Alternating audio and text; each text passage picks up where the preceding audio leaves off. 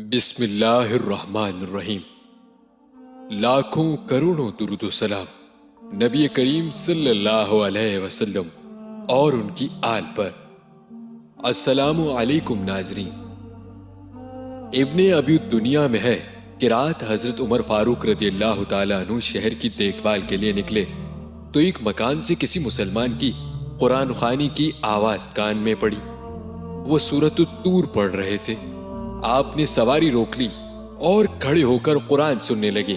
جب وہ آیت ترجمہ بے شک تیرے رب کا عذاب ہو کر رہنے والا ہے، اسے کوئی روک سکنے والا نہیں، پھر پہنچے تو زبان سے نکل گیا کہ رب کعبہ کی قسم سچی ہے۔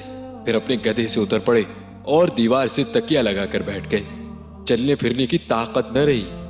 دیر تک بیٹھے رہنے کے بعد جب ہوش و حواس ٹھکانے آئے تو اپنے گھر پہنچے، لیکن خدا کے کلام کی اس ڈراؤنی آیت کے اثر سے دل کی کمزوری کی یہ حالت تھی کہ مہینہ بھر تک بیمار پڑے رہے، اور ایسے کہ لوگ بیمار پرسی کو آتے تھے۔ گو کسی کو معلوم نہ تھا کہ بیماری کیا ہے۔ ایک روایت میں ہے آپ کی تلاوت میں ایک مرتبہ یہ مذکورہ آیت آئی، اسی وقت ہچکی بند گئی اور اس قدر قلب پر اثر پڑا کہ بیمار ہو گئے، چنانچہ 20 دن تک عیادت کی جاتی رہی۔ پیارے بھائیوں، ہم امید کرتے ہیں کہ آپ کو ہماری آج کی یہ ویڈیو ضرور پسند آئی ہوگی۔